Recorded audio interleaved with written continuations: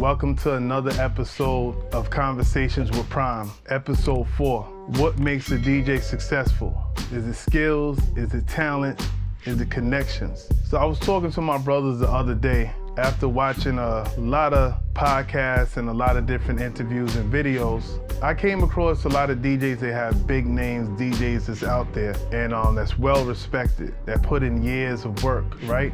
I asked my brothers first and I asked myself, did they get there because of their skills, because of their talents, or is it connections? And for some reason, the connections part stuck out more than anything else, because when you see some of these DJs that you go to your favorite spots or clubs or whatever, you see that their skill sets is not really that crazy. And maybe I'm saying it because I'm a turntablist, or maybe other people saying it because they may have a certain skills or a certain criteria they may be looking for. But we know, like, okay, being a turntablist, there's not really a big market for that as far as getting booked in clubs and things like that. We know that, but we can still talk about it. Throughout a lot of our lives, we've been basically programmed into believing, or should I say, we've been programmed into liking certain things. By either way, you listening to the radio and they may play a song over and over and over again, get stuck in your head. Certain people that you see at certain levels, they didn't really get there because of their skills. And this is just my opinion. Once again, these are my thoughts, these are my opinions, nothing is facts. A lot of people that you see in these high places, they really didn't get there the way that you may have thought they got there. I mean, how many people that we know in our life that you feel, damn, you know, he could have been in the NBA, or he could have been a baseball player, he could have been a soccer player, or he could have been a football player. It goes on and on. Being that we're in this social media era, right? And you, the viewer, know that I'm not BSing when I say it. Sometimes you see these people on social media, whether it be Instagram, TikTok, or Facebook, and they're doing a routine. Some is dancing behind the deck. Some is doing some straight BS. Other things you see them doing, like, that's not how to do that.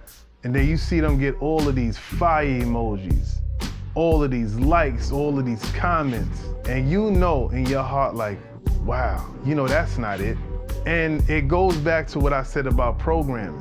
We're in a new age right now. You don't know, but you're being programmed through things like Instagram too, just like when you watch television. That's why they call it programming. You watch it every day, it becomes normal. So when we see all these things going on social media, sometimes we see videos and it be straight BS, you know? And we know that. And the people that's at high skill levels, they know.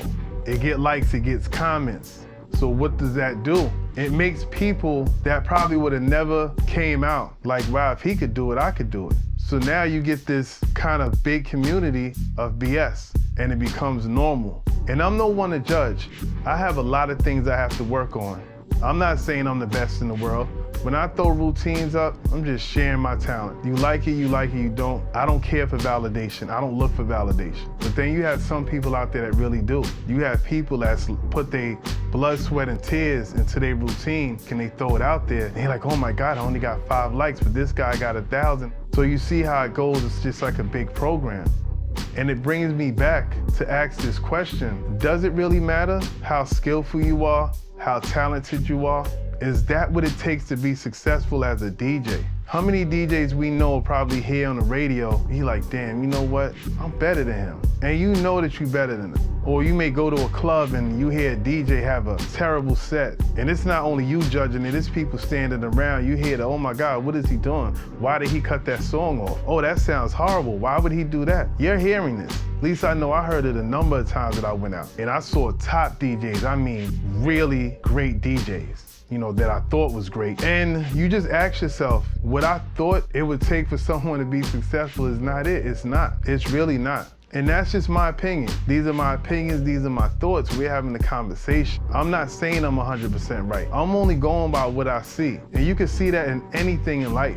It's not about how skilled you are, if you could scratch, if you could juggle, you could do the craziest tricks, that's not gonna really get you the bag. You may get a couple of people come to you, hey, could you teach me that? Do you do lessons? You know, things in that nature. But as far as getting the bag, as far as, you know, getting radio placement or getting, you know, booked in a club or getting somebody to do a party, and I'm really starting to see that more and more. And I was just watching something, really big name DJ. I mean, this DJ is big. I know people that know him. I'm not gonna say I saw his come up, but you know, I kinda did. You know, I was around when he first came out, heard his name ring and saw him in a couple of spots, and this dude is worldwide. He damn sure didn't get there by skills or talent. You know, when you in a spot, you playing that song that everybody want to hear, it's not a real hard thing to do. It's not easy either to keep people on the dance floor and getting that energy up. I admit it does take some skill for that, but more or less it takes you analyzing the room, you reading the room more than skill is involved. That's my personal opinion. Like, listen, I'm a turntablist at the end of the day. I get busy. That's how I relieve a lot of stress. That's just my way of escaping reality. I love to do it. But at the end of the day, I ask myself, yo, Prime,